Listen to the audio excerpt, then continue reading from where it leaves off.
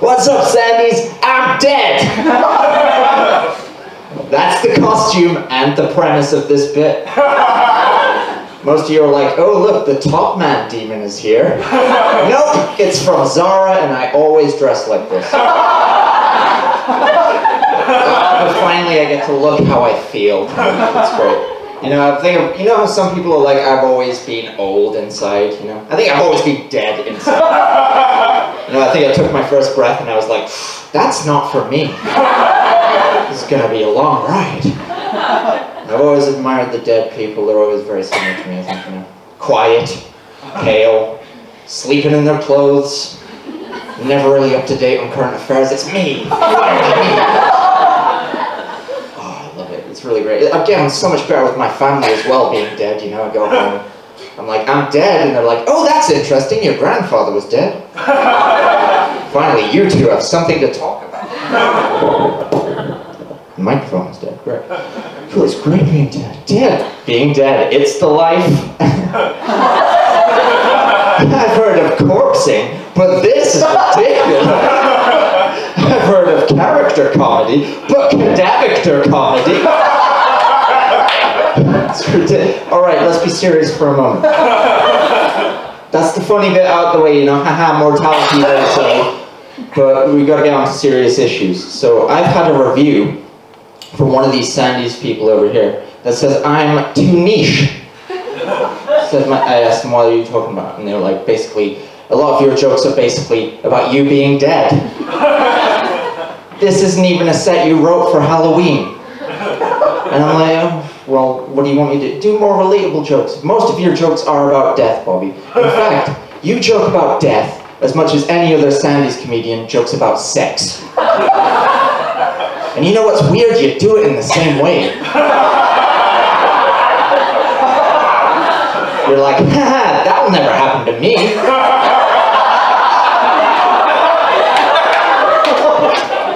But it sure will.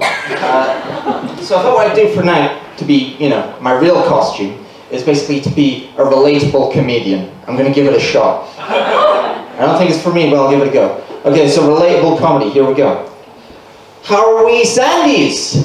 I don't have empathy issues. Here we go. I've been noticing commonplace things in our lives that we all share and enjoy. Here's one. You know, going home. Going home. We don't like going home, do we? You have to go. It's a distance on a vehicle. It's horrible. You have to talk to your parents. That's horrible, isn't it? You know, your mum's at home. You know the worst thing about going home? When your mum goes to bed to the same horror movies every night? You know when she's going, she's like, put Saw 2 on, Bob. The dog likes that. You're putting on the Saw DVD for the dog.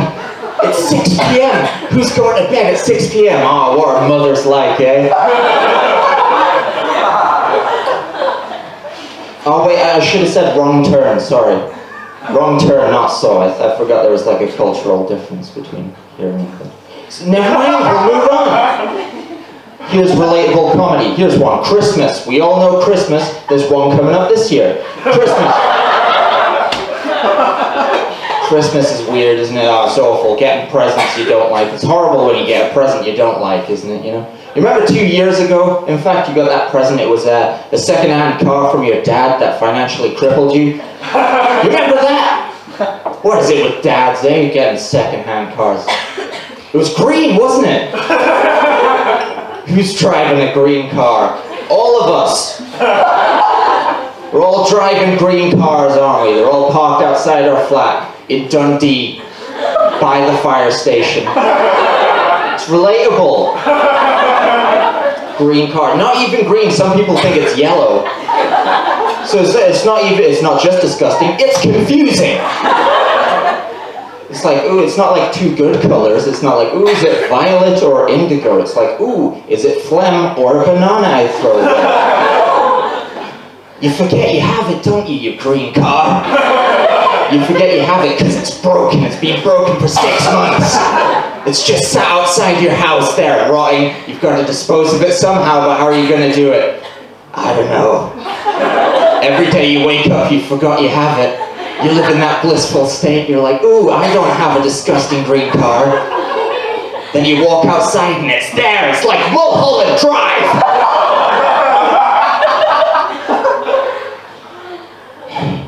How can you find a good scrap dealer in Dundee?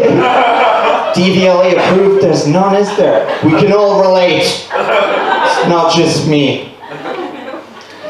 Here's another one.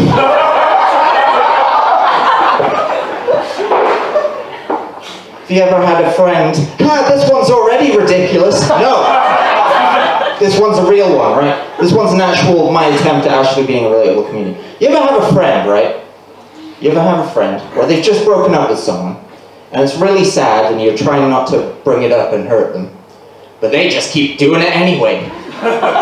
You're like, hey, do you want to get a drink? And they're like, oh, they used to drink liquid. Okay, buddy, no liquid talk. I don't think I can talk to you anymore, to be honest. It was easy when it was Stranger Things, but now it's a state of matter. It's pretty omniscient now. Omniscient? I don't know what that word is. But it was getting to the point where it was just so many things, you know, on this list I couldn't talk about. I was just starting the conversation in weird places. Just walking into the room like, so I've been thinking about the stage directions in Samuel Beckett's Endgame. Where's he gonna go with this? And he'd be like, I used to play games with Becky until she ended our relationship. I'm like, wow, I didn't think he'd get there for me. I'm not even mad at this point, that's just impressive, you know? You're like an improv wizard for your own sadness. It's crazy. I've got all night, let's map this space out. How are you with Harold Pinter? Let's see. Anyway, that's my time. What the fuck? That's my time.